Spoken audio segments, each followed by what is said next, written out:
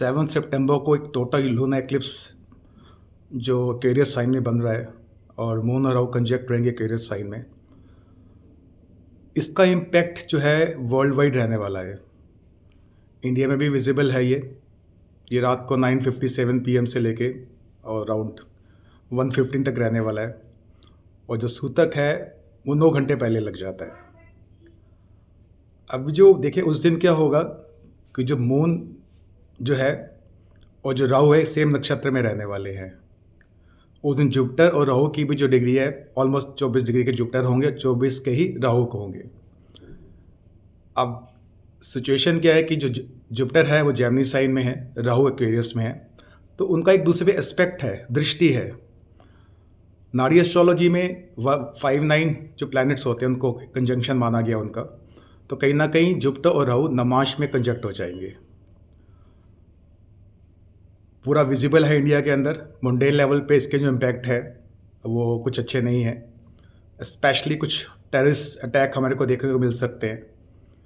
अब जो एरिया जो नक्षत्र बताता है वो नॉर्दर्न एरिया है इंडिया का, हरियाणा है, पंजाब है, दिल्ली है, उत्तराखंड है।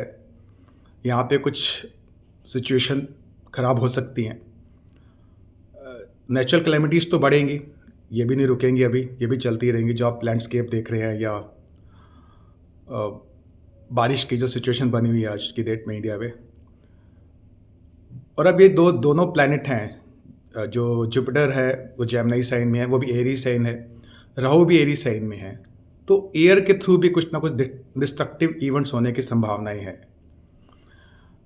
ये कुछ अच्छा टाइम तो नहीं है, और मैंने कुछ जो रीज़न आपको बताए हैं कि नॉर्दर्न पार्ट ऑफ इंडिया इससे अफ्लिक्ट हो सकता है। अगर हम साइंस की बात करें तो कैंसर एसेंडेंट, वर्गो एसेंडेंट और कहीं ना कहीं पाइसेस एसेंडेंट के लिए टाइम अच्छा नहीं रहेगा। इनको थोड़ा ध्यान देने की ज़रूरत है। अब 15 दिन के बाद, शाम 7 को तो लूनर एक्लिप्स है, 15 दिन के बाद सोलर एक्लिप्स अकर हो जाएगा इसी महीने सितंबर में ही।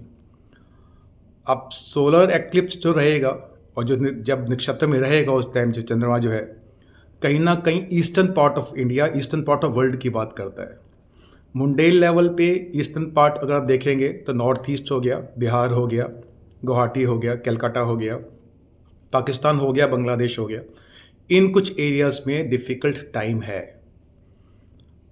उस दिन एक्चुअली सन केतु कंजक्ट नहीं होंगे, सन तो आगे बढ़ जाएंगे, मगर सन कहीं ना कहीं अभी लियो के अंदर है, तो गवर्नमेंट अथॉरिटीज़ के लिए और गवर्नमेंट के लिए अच्छा टाइम नहीं है। कुछ टाइम से रिजाइम चेंज की बात की जा रही है, शायद गवर्नमेंट पलट जाए, मगर पॉसिबिलिटीज़ क्या, कोशिश तो की जाएगी, मगर मुझे लगता है ऐसा कुछ होगा नहीं। मगर थोड़ा डिफ़िकल्ट टाइम गवर्नमेंट अथॉरिटीज़ के लिए है।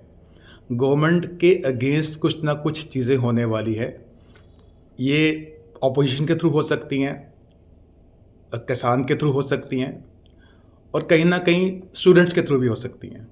तो कमिंग 2 मंथ्स जो हैं बैक टू बैक, देखिए 2 एक्लिप्स है, लूनर एक्लिप्स भी है, उसके 15 दिन के बाद कहीं ना कहीं सोलर एक्लिप्स आ जाएगा।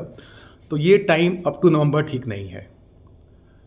तो एज ए इंडिविजुअल, जैसे पहले भी आपको कहता आया हूँ कि कहीं ना कहीं एक एडवेंचरस ट्रिप मत करिए, अवॉइड कीजिए घर से बाहर निकलना। मजबूरी है तो जाइए, घूमने फिरने के लिए मत जाइए। नॉर्दर्न इंडिया में वैसे ही बहुत प्रॉब्लम है बारिश की वजह से, पंजाब, हरियाणा, दिल्ली भी इंक्लूड है। मैंने आपको बोला टेररिस्ट अटैक होने की भी संभावना इस टाइम पे है। माहौल को चेंज करने की कोशिश की जाएगी। माहौल गवर्नमेंट के लिए एडवर्स करने का एक पर्पज़ है बेसिकली, क्योंकि गवर्नमेंट को ही गिराना चाहते हैं बेसिकली। और अगर मैं पीएम के चार्ट से भी देखूं तो कुछ हेल्दी टाइम नहीं चल रहा है उनके लिए भी। तो up to November it's a difficult time India के लिए, या गवर्नमेंट अथॉरिटीज़ के लिए भी अच्छा टाइम नहीं है। और नेचुरल कैलेमिटीज़ भी रहने वाली हैं, तो थोड़ा सा ध्यान देने की ज़रूरत है। थोड़ी पेशेंस को, मैं हमेशा कहता हूँ पेशेंस को थोड़ा हमें इंक्रीज़ करना पड़ेगा, अपनी करेज को एक्यूमुलेट करके रखना पड़ेगा। कमिंग जो दोनों एक्लिप्स हैं ये कुछ बेटर टाइम की बात नहीं करते हैं।